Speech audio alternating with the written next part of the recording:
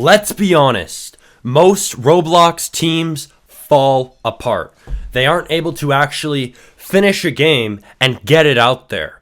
Instead, they're stuck with nonsense, drama, work not getting done, all kinds of problems. And if you're watching this and you have ever had the goal to get a game out there with a team, but struggled with it and had the team probably fall apart, watch this video until the end because it will solve that problem. What causes Roblox teams to break down? Well, a lot of the issue comes down to communication. And there's a lot more to communication than just saying things to people on Discord. There's ineffective communication and there is effective communication. Effective communication gets your message across to the other person in the way that you meant it. Ineffective communication doesn't do that, and it often leads to conflict and confusion. An example of effective communication would look like saying things in a way that is clear to your builder and telling them everything that needs to get done in order for them to make the map for your game.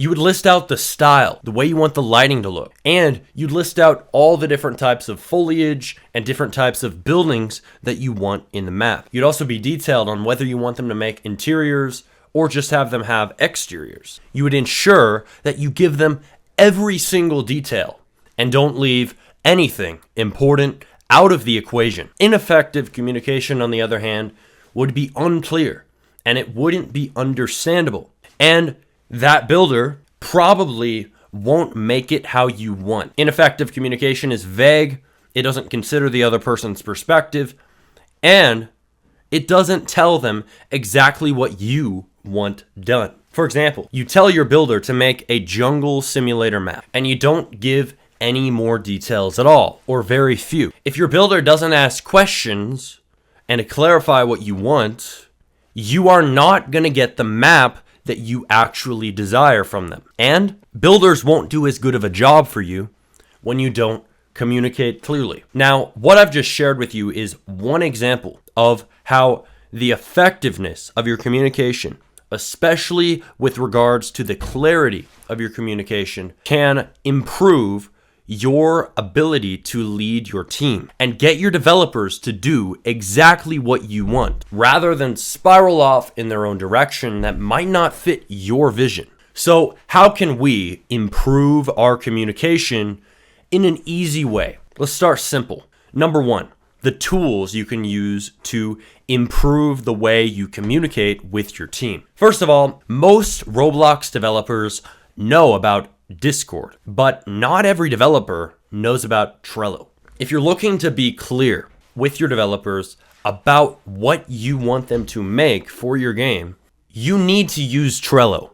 Trello is like an advanced to-do list. It lets you make lists and put cards in each one that can represent a specific thing that you need done. Each card can represent a task, and you can put checklists, due dates, and more onto these cards. This makes it a very useful tool for project management, and it gives you the ability to tell your developers what you want them to do without constantly talking on Discord and sending tasks over Google Docs or long messages, which just doesn't work, especially as you start to make more advanced projects.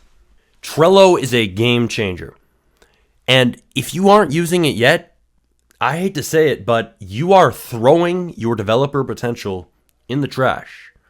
And you probably aren't leading your team the best you could. Change that today and get on Trello. Next, Discord is essential for your Roblox game development projects. It's the main way people communicate with other developers. It's efficient, it's reliable, and it has tools like setting up your own Discord server that allow you to stay organized as you do the work on your Roblox game.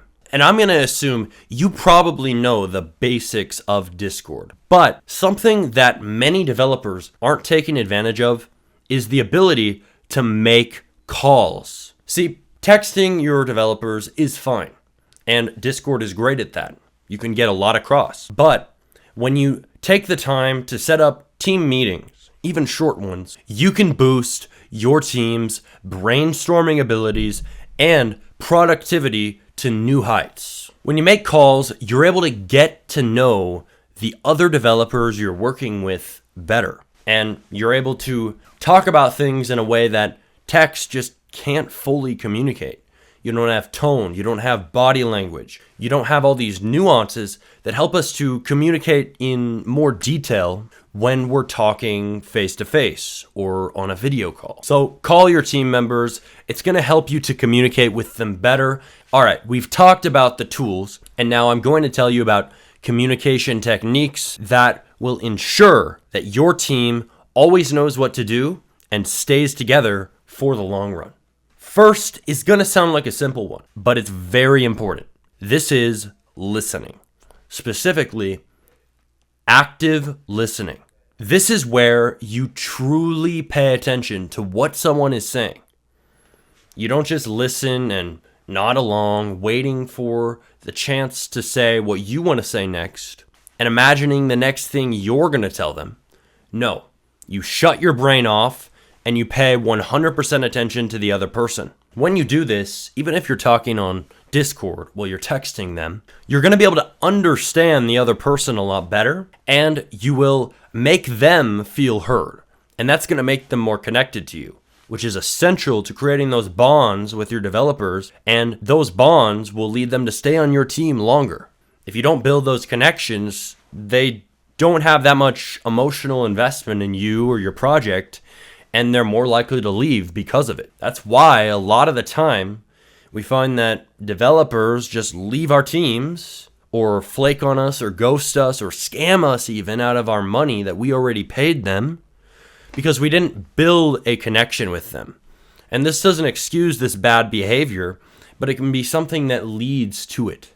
And you can prevent it. And one of the best ways to start building better connections with the developers you hire and commission is to use active listening.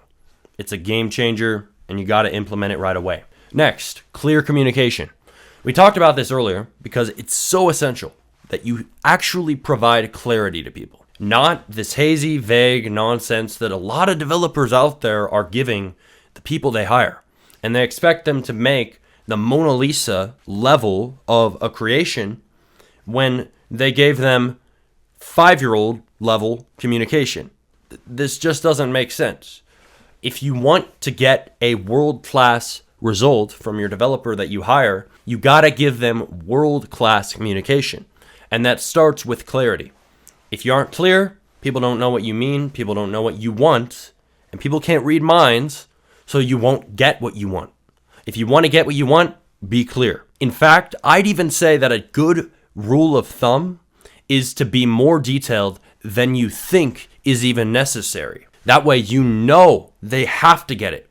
That's what I do. When I make a tutorial teaching other developers how to code, I go in extreme detail, even to the point where I think I'm maybe adding too many of the specifics. People are going to get this, right? They aren't dumb. But no, being clear and detailed is not about their intelligence. It's about making sure that you fill every potential gap that they could have in understanding your message. When you're telling your modeler about the types of lanterns you want in your game, you don't just tell them to make lanterns. You got to tell them the style, what type of lantern it is. There's millions of types of lanterns out there. You got to tell them the color scheme you want. You got to tell them every little detail, and don't leave them to just guess. Every single gap is a chance for them to misinterpret what you actually mean and what you actually want them to create. And the only way to prevent people from misunderstanding what you say or what you want them to do is to be as clear and detailed as possible. Finally, give regular feedback. This comes down to, first of all, keeping the lines of communication open. Emphasize all the time that your developers can reach out to you anytime they need. And that way, they'll be able to come to you when they need feedback or when they need insight from the team leader or the project manager, which is you if you're watching this video and you're making projects with people that you commission or who are working for you. If you emphasize that you're always open to hearing their thoughts, you always want them to send their work, You always want them to ask you questions. You're going to be able to give them feedback more often, which is going to help you to refine their final product into the masterpiece you want. Additionally, set up approval processes. Make it so that your developers always have to check in with you for approval when they make something and want to implement it in the game. You want your modeler to check in and see if the foliage, if all the trees they made fit the style you want before they move on. If you do this and you make sure that every developer's got to check in with you before something's finalized, or at least big decisions are finalized, not every little detail, you're going to be able to give them feedback on the most important parts. And that way you're going to have a lot of chances to help them kind of refine what they're making and sculpt that creation into the final product you want to see done, rather than just something they made on their own volition, which might not be up to your standards or might not fit your vision. All right, we've talked about a lot of communication techniques, and if you implement just one of these, you are gonna change your team's dynamics forever. The top game development teams on Roblox are strong in large part because they communicate well. If you don't communicate well, your team members are gonna be disorganized and your project will probably fail. But if you can have good communication and use some of the techniques that I've shared with you in this video to boost your team's communication processes, you're going to have a much higher shot at success than most developer teams out there. Do you think big games goes around not being clear with their developers what they want them to make? No shot. They have processes set in place to ensure that communication is on point. And you need to do the same if you want to be a competitor on Roblox. Through using good management of Trello boards, calls, and meetings, as well as active listening, clarity, and constant feedback, these dev teams are able to make games rapidly and reach the top of success on Roblox again and again with their projects. This is a huge reason why we see repeat successes with companies like big games. It's because they know how to communicate in a way that they can get their devs to get the work done. Do the same thing, and you will thank yourself until the end of time. See you next video.